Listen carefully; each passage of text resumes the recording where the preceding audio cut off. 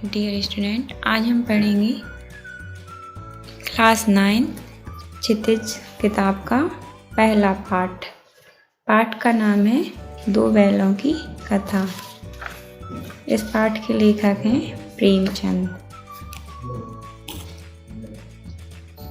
तो आइए हम इनके पहले जीवन परिचय को समझते हैं। प्रेमचंद का जन्म सन 1880 में बनारस के लम्ही गांव में हुआ था। उनका मूल नाम धनपत राय था। प्रेमचंद का बचपन अभाव में बीता और शिक्षा BA तक ही हो पाई। उन्होंने शिक्षा विभाग में नौकरी की, परंतु असहयोग आंदोलन में सक्रिय भाग लेने के लिए सरकारी नौकरी से त्यागपत्र दे दिया और लेखन कार्य के प्रति पूरी तरह समर्पित हो गए। सन 1936 में इस महान कथाकार का देहांत हो गया। तो प्रेमचंद जी का जन्म कब हुआ था? 1880 में बनारस के लम्ही गांव में हुआ था और उनका मूल नाम धनपत राय था और इनका देहांत सन 1936 में हुआ। प्रेमचंद की कहानियाँ कौन कौन सी हैं? मानसरोवर के 8 भागों में संकलित हैं। सेवा सदन, प्रेमाश्रम, रंगभूमि, कायाकल्प, निर्मला, गबन, कर्मभूमि, गोदान, ये उनके प्रमुख उपन्यास हैं। उन्होंने हंस, जागरण, माधुरी आदि पत्रिकाओं का संपादन भी किया। कथा साहित्य के अतिरिक्त प्रेमचंद ने निबंध एवं अन्य प्रकार का गद्य लेखन भी प्रचुर मात्रा में किया। प्रेमचंद साहित्य को सामाजिक परिवर्तन का सशक्त माध्यम मानते थे। उन्होंने जिस गांव और शहर के परिवेश को देखा और जिया, उसकी अभिव्यक्ति उनके कथा साहित्य में मिलती है। किसानों और मजदूरों की दयनीय स्थिति, दलितों का शोषण, समाज में स्त्री की दुर्दशा और स्वाधीनता आंदोलन आदि उनकी रचनाओं के मूल विषय हैं।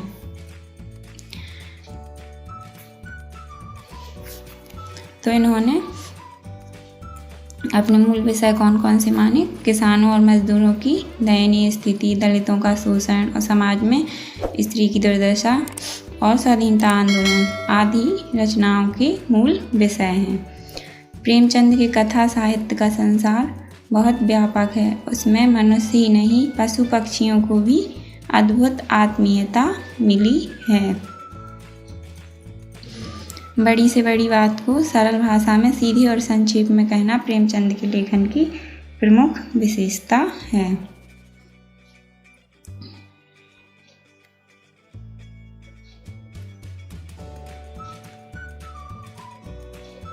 उनकी भाषा सरल, सजीव एवं मुहावरेदार है तथा उन्होंने अरबी, फारसी और अंग्रेजी के प्रचलित शब्दों का प्रयोग कुशलतापूर्वक किया है।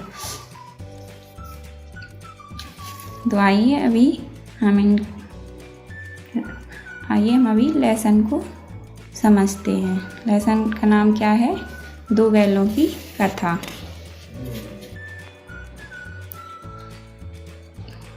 तो आइए हम इस पाठ के सारांश को समझते हैं।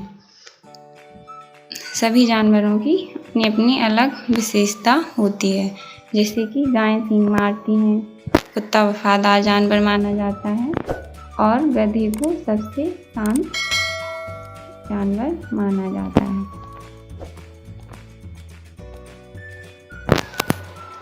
तो इस पाठ में है दो बैलों की कथा। तो झूरी काछी के 2 बैल थे। एक का नाम था हीरा और एक का मोती। दोनों पछाई जाति के थे। मतलब कि यह एक पालतू जानवरों की जाति होती है जो कि देखने में सुंदर और काम में चौकस, मतलब बहुत मेहनती थे, दिन रात काम करते थे और दोनों एक साथ रहते रहते दोनों में भाईचारा हो गया था। और उनमें एक ऐसी गुप्त शक्ति थी कि ये मूक भाषा में एक दूसरे से बातचीत करते थे। एक साथ काम करते, एक साथ रहते, तो इनमें आपस में बहुत ज़्यादा भाईचारा हो गया था। और जब भी ये अपना भूसा खाने के लिए नान में मुँह डालते, मतलब जिसमें कि बैलों को भूसा खिलाया जाता है, तो दोनों एक साथ नान में मुँह डालते और एक साथ ही बाहर निकालते। अगर एक मुँह हटा लेता तो दूसरा भी अपने आप हटा लेता। संयोग की बात है कि एक बार झूरी ने क्या किया, अपने बैलों को ससुराल भेज दिया। बैलों को क्या मालूम था कि वे ससुराल भेजे जा रहे हैं। उन्हें लगा मालिक ने हमें बेच दिया है। बैलों को लेने झूरी का साला गया, घर तक आया। गोई ले जाने में दांतों पसीना आ गया। साले को बैलों को ले जाने में दांतों पसीना आ गया, क्योंकि बैलों ने बहुत परेशान किया। उन्हें लग रहा था कि हमें बेचा जा रहा है। संध्या यानी कि शाम के समय दोनों बैल अपने नए स्थान पर पहुँचे। दिन भर के भूखे थे, लेकिन जब नाद में लगाए गए तो एक ने भी उसमें मुँह ना डाला, मतलब उन्होंने कुछ नहीं खाया। और उन्हें लगा कि आज हमारा घर हमसे छूट गया है। और उन्हें नया गांव, नए आदमी उन्हें बेगाने से लग रहे थे। और दोनों ने अपनी मूक भाषा में सलाह की कि जब गांव में सूता पड़ गया तो दोनों ने जोर मारकर पगहे तोड़ा डाले। पगहे मतलब कि पैरों में बंधी हुई रस्सियाँ। पगहे बहुत मजबूत थे, अनुमान न हो सकता था कि कोई बैल तोड़ सकेगा। पर इन दोनों में इस समय दूनी शक्ति आ गई थी। एक झटके में रस्सियाँ टूट गईं। झूरी प्रातःकाल सोकर उठा तो देखा कि दोनों बैल चरनी पर खड़े हैं। दोनों की गर्दनों में आधा आधा गराव यानी कि आधी आधी रस्सियाँ लटक रही हैं। घुटने तक पांव कीचड़ से भरे हैं और दोनों की आंखों में विद्रोहमय स्नेह झलक रहा है। झूरी बैलों को देखकर स्नेह से गदगद हो गया। दौड़कर उन्हें गले लगा लिया। घर और गांव के लड़के जमा हो गए और तालियां बजा बजाकर उनका स्वागत करने लगे। गांव के इतिहास में यह घटना अभूतपूर्व मतलब कि अद्भुत थी, अभूतपूर्व ना होने पर भी महत्वपूर्ण थी। बाल सभा ने निश्चय किया कि दोनों पशु वीरों को अभिनंदन पत्र देना चाहिए। कोई अपने घर से रोटियां लाया, कोई गुड़, कोई चोकर तो कोई भूसी लाया और दोनों बैलों का स्वागत किया। एक बालक ने कहा, ऐसे बैल किसी के पास ना होंगे। दूसरे ने भी समर्थन किया। इतनी दूर से दोनों अकेले चले आए। तीसरा बोला, बैल नहीं, वे उस जन्म के आदमी हैं। इसका प्रतिवाद करने का किसी को साहस न हुआ। झूरी की स्त्री ने बैलों को द्वार पर देखा तो जल उठी, मतलब कि उसे गुस्सा आया। बोली, कैसे नमक हराम है कि एक दिन वहाँ काम ना किया और यहाँ भाग खड़े हुए। झूरी अपने बैलों पर यह आक्षेप ना सुन सका। नमक हराम क्यों है? चारा दाना ना दिया होगा तो क्या करते? झूरी ने अपने बैलों का पक्ष लिया। स्त्री ने रूप के साथ कहा, बस तुम ही तो बैलों को खिलाना जानते हो और तो सभी पानी पिलाकर रखते हैं। झूरी की उसकी पत्नी ने कहा। दूसरे दिन झूरी का साला फिर आया और बैलों को ले चला। बैलों ने रास्ते में उसको बहुत परेशान किया। मोती ने गाड़ी को खाई में गिराना चाहा, पर हीरा ने संभाल लिया। वह ज़्यादा सहनशील था। संध्या के समय मतलब शाम के समय घर पहुंचकर उसने उन दोनों को मोटी रस्सियों से बांधा और कल की शरारत का मजा चखाया और फिर से वही सूखा भूसा डाल दिया और अपने दोनों बैलों को खली चूनी सब कुछ दी। ऐसे ये सब देख के हीरा और मोती को बहुत बुरा लगा, क्योंकि उसके मालिक झूरी ने कभी भी उनके साथ ऐसा नहीं किया था और उनको बहुत परेशान किया गया और मेहनत से काम लिया गया और बिल्कुल भी किसी ने उन दोनों के ऊपर दया नहीं दिखाई। ऐसा कई दिनों तक चलता रहा। आज शाम फिर दोनों के सामने वही सूखा भूसा लाया गया। दोनों चुपचाप खड़े रहे। उसी घर में गया के भाई भैरव की एक बेटी थी, जिसकी माँ मर चुकी थी और सौतेली माँ रहती थी, जो उसे बहुत परेशान करती थी। उस लड़की को उन बैलों पर दया आई और वो उन दोनों के लिए रोज़ 2 रोटियां लेकर आने लगी। और उस लड़की के इस प्रसाद से उन बैलों को बहुत संतुष्टि मिली और उस लड़की से उनको बहुत आत्मीयता हो गई और वो उस लड़की के सहारे रहने लगी। दोनों दिन भर जोते जाते, मतलब दोनों से दिन भर काम करवाया जाता और शाम को वही सूखा भूसा, पर रात को वही लड़की क्या लेकर आती, उन्हें 2 रोटियां खिला जाती। फिर एक दिन उस लड़की ने देखा कि ये दोनों भागने की कोशिश कर रहे हैं, तो उसने उनकी रस्सी खोल दी और वो दोनों भाग निकले। भागते भागते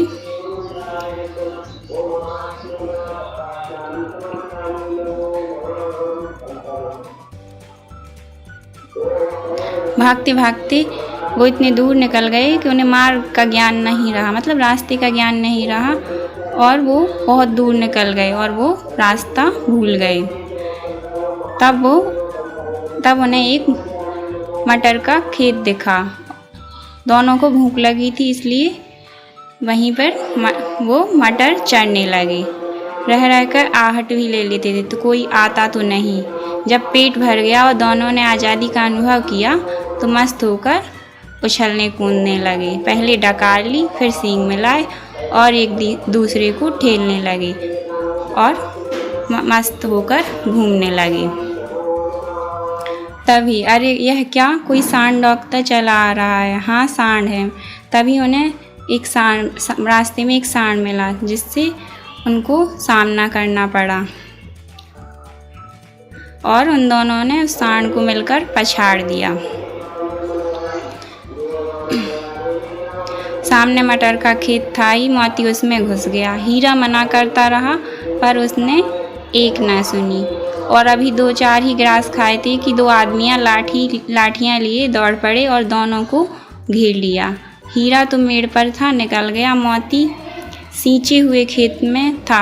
उसके खुर मतलब उसके पैर कीचड़ में धंसने लगे, ना भाग सका, पकड़ लिया गया। और हीरा ने भी अपने साथी को संकट में देखा तो वो भी लौट आया और रखवालों ने उसे पकड़ लिया। और प्रातःकाल मतलब सुबह दोनों मित्र कांजी हाउस में बंद कर दिए गए। कांजी हाउस जहाँ पर पालतू जानवरों को रखा जाता है, वहाँ पर उन दोनों को बंद कर दिया गया। दोनों मित्रों को जीवन में पहली बार ऐसे साबिका पड़ा, मतलब ऐसा सबक पड़ा कि सारा दिन बीत गया और खाने को एक तिनका भी ना मिला। समझ ही में ना आता था कि यह कैसा स्वामी है। इससे तो गया फिर भी अच्छा था। वह दोनों सोचने लगे। यहाँ कई भैंसें थीं, बकरियाँ, कई घोड़े, कई गधे, पर किसी के सामने चारा ना था। सब जमीन पर मुर्दों की तरह पड़े थे। कई तो इतने कमज़ोर हो गए थे कि खड़े भी ना हो सकते थे। सारा दिन दोनों मित्र फाटक की ओर टकटकी लगाए ताकते रहे, पर कोई चारा लेकर आता ना दिखाई दिया। तब दोनों ने दीवार की नमकीन मिट्टी चाटनी शुरू की, पर इससे क्या तृप्ति होती, मतलब इससे थोड़ी ना भूख बुझती। रात को भी जब भोजन न मिला तो हीरा के दिल में विद्रोह की ज्वाला दहक उठी, मतलब उसे गुस्सा आया और मोती से बोला, अब तो रहा नहीं जाता मोती ने सिर लटकाए हुए जवाब दिया, मुझे तो मालूम होता है प्राण निकल रहे हैं। इतनी जल्दी हिम्मत ना हारो भाई, हीरा ने कहा। यहाँ से भागने का कोई उपाय निकालना चाहिए। तो बाड़ी की दीवार कच्ची थी। हीरा मजबूत तो था ही, अपने नुकीले सींग दीवार में गड़ा दिए और जोर से मारा तो मिट्टी का एक चिप्पड़ निकल आया। फिर तो उसका साहस बढ़ा। इसने दौड़ दौड़ कर दीवार पर चोटें की और हर चोट में थोड़ी थोड़ी मिट्टी गिराने लगी। उसी समय कांजी हाउस का चौकीदार लालटेन लेकर जानवरों की हाजिरी लेने आ निकला। हीरा का उजड्डपन देखकर उसने उसे कई डंडे रसीद किए, मतलब कई डंडे मार दिए और मोटी रस्सी से बांध दिया। मोती ने पड़े पड़े कहा, आखिर मार खाई, क्या मिला? अपने बूते भर जोर तो मार दिया, मतलब उसने हीरा ने कहा कि जितना हमें जोर था हमने जोर तो मार दिया। तो उस पर मोती ने कहा, ऐसा जोर मारना किस काम का, बंधन में पड़ गई, मतलब बांध दिया गया। तो उसने कहा, जोर तो मारता ही जाऊंगा, चाहे कितने ही बंधन पड़ते जाएं, जान से हाथ धोना पड़ेगा। हीरा ने कहा, कुछ परवाह नहीं, यूँ भी तो मरना है, मतलब ऐसे भी तो मरना है। सोचो दीवार खुद जाती तो कितनी जानें बच जाती, मतलब अगर दीवार खुद जाती तो कितनी जानें बच जाती, कितने जानवर यहाँ कैद हैं, इतने भाई यहाँ बंद हैं, किसी कोई देह में जान नहीं, मतलब किसी के शरीर में जान नहीं। 2-4 दिन और यही हाल रहा तो सब मर जाएंगे। हाँ, यह बात तो है। अच्छा तो ला, फिर मैं भी जोर लगाता हूँ, मोती ने कहा। मोती ने भी दीवार में उसी जगह सींग मारा, थोड़ी सी मिट्टी गिरी और फिर हिम्मत बढ़ी। फिर तो वह दीवार में सींग लगाकर इस तरह जोर करने लगा मानो किसी प्रतिद्वंदी से लड़ रहा है। आखिर कोई 2 घंटे की जोर आजमाई के बाद दीवार ऊपर के लगभग 1 हाथ गिर गई। उसने दूनी शक्ति से दूसरा धक्का मारा तो आधी दीवार गिर पड़ी। दीवार का गिरना था कि अधमरे से पड़े हुए सभी जानवर चेत उठे, मतलब सभी जानवर जाग से उठे और तीनों घोड़ियाँ सरपट भाग निकली, बकरियाँ मतलब सभी धीरे धीरे भाग निकले, पर गधे ज्यों के त्यों खड़े थे। हीरा ने पूछा, तुम दोनों क्यों नहीं भाग जाते? एक गधे ने कहा, जो कहीं पकड़ लिए गए, मतलब गधों को पकड़ने का डर था। तो उन दोनों ने कहा, पकड़ लेने के डर से तुम इस अवसर को थोड़ी ना खो दोगे। तो भी वो नहीं गए। आधी रात से ऊपर जा चुकी थी। दोनों गधे अभी तक खड़े सोच रहे थे कि भागें या ना भागें, और मोती अपनी मित्र की रस्सी तोड़ने में लगा हुआ था। जब वह हार गया तो हीरा ने कहा, तुम जाओ और मुझे यहीं पड़ा रहने दो, शायद कहीं भेंट हो जाए, मतलब कहीं हम मिल जाएं। ऐसा सुनकर मोती ने आंखों से आंसू लाकर कहा, तुम मुझे इतना स्वार्थी समझते हो हीरा? हम और तुम इतने दिनों एक साथ रहे हैं, आज तुम विपत्ति मतलब संकट में पड़ गए, मैं तुम्हें छोड़कर अलग हो जाऊं, मतलब मैं कैसे जा सकता हूं तुम्हें छोड़कर? हीरा ने कहा, बहुत मार पड़ेगी, लोग समझ जाएंगे कि तुम्हारी शरारत है। मोती गर्व से बोला, जिस अपराध के लिए तुम्हारे गले में बंधन पड़ा, उसके लिए अगर मुझ पर मार पड़े तो क्या चिंता, इतना तो हो ही गया है कि 9-10 प्राणियों की जान बच गई, मतलब इतने प्राणियों की जान बच गई और सब हमें आशीर्वाद देंगे। यह कहते हुए मोती ने गधों को सींगों से मारकर बाड़ी के बाहर निकाला और तब अपने बंधु मतलब अपने दोस्त के पास आकर सो गया। भोर होते ही मुंशी और चौकीदार तथा अन्य कर्मचारियों में खलबली मची, ऐसी खलबली मची कि लिखने की इसमें लेखक को कोई ज़रूरत नहीं, बस इतना ही काफ़ी है कि मोती की खूब मरम्मत हुई, मतलब खूब पिटाई हुई और उसे भी मोटी रस्सी से बांध दिया गया।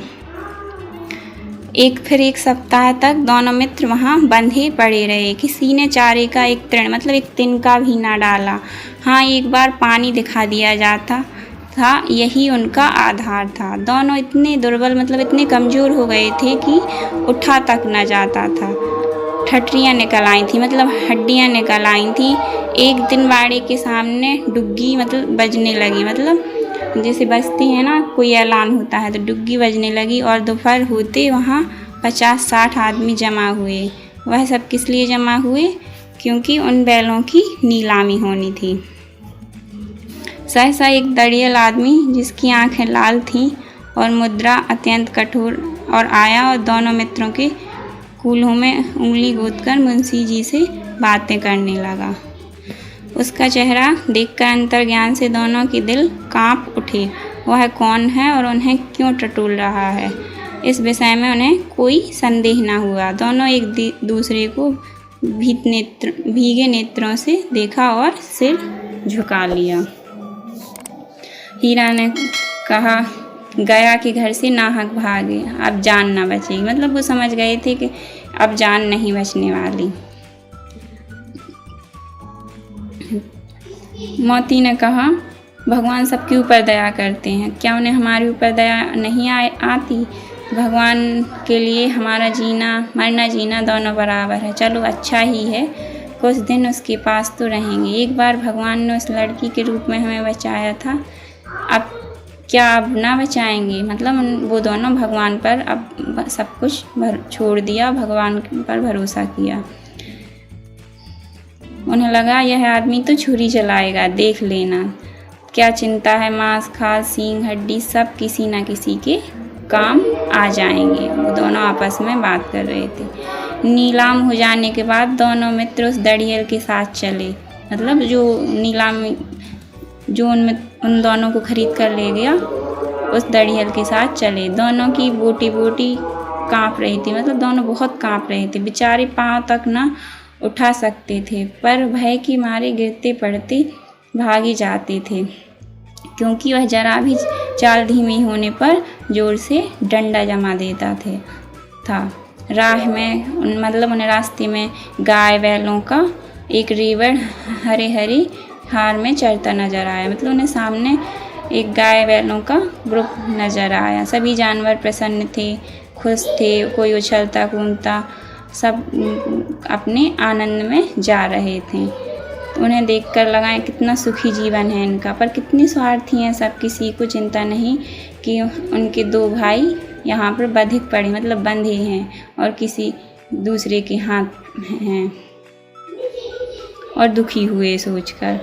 सहसा मतलब अचानक दोनों को ऐसा मालूम हुआ कि यह परिचित राह है, मतलब जहाँ से वो दड़ियल उसे ले जा रहा था उन दोनों को, वो कैसी पहचानी हुई राह है।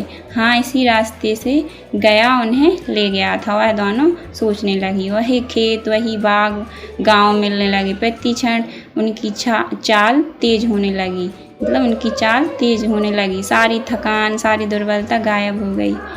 यह लो अपना ही हार आ गया, इसी कुएं पर हम पुर चलाने आया करते थे। उन्हें लगा उन्हें समझ में आ गया कि ये हमारा गांव है जहां हम पहले थे।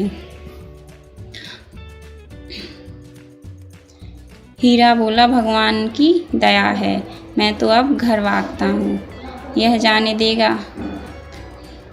मोती ने कहा, इसे मैं मार गिराता हूँ। नहीं नहीं, दौड़कर थान पर चलो, मतलब जहाँ पर वो जाती, जिस स्थान पर जाती वहीं पर चलो, वहाँ से हम आगे ना जाएंगे। और दोनों उन्मत्त होकर बछड़ों की भांति, मतलब दोनों कुलेले करते, मतलब खेलते हुए दौड़े, और दौड़ते इतने आगे निकल गए कि दड़ियल भी उनके पीछे दौड़ा, और वह दोनों सीधे झूरी के घर तक पहुँचे। झूरी द्वार पर बैठा था, धूप खा रहा था।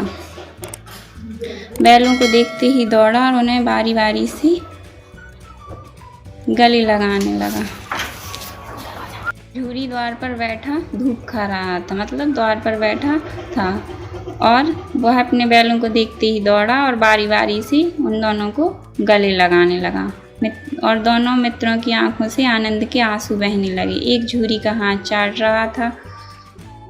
दड़ियल ने जाकर दोनों की रस्सियां पकड़ लीं और झूरी ने कहा, मेरे बैल हैं।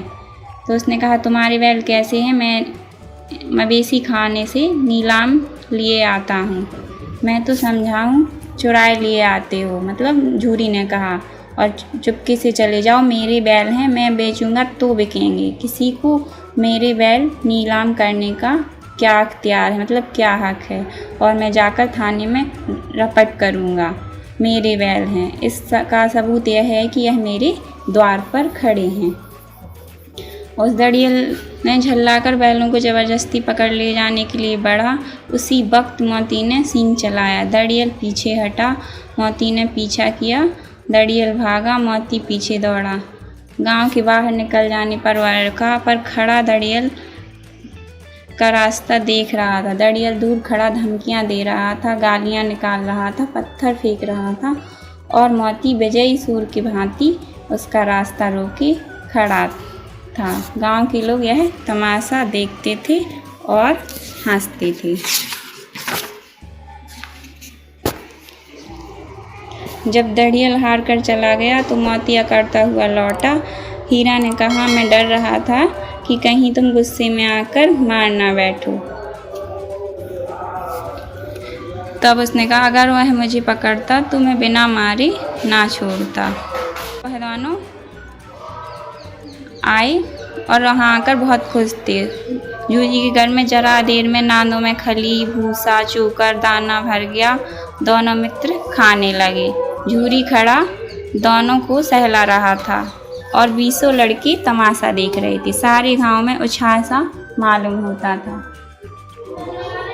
मतलब उसी समय मालकिन ने आकर दोनों की माथे चूम ली।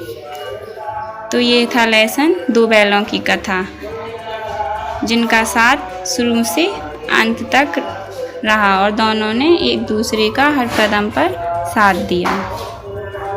तो आप इस लेसन को रीड करिए। ओके।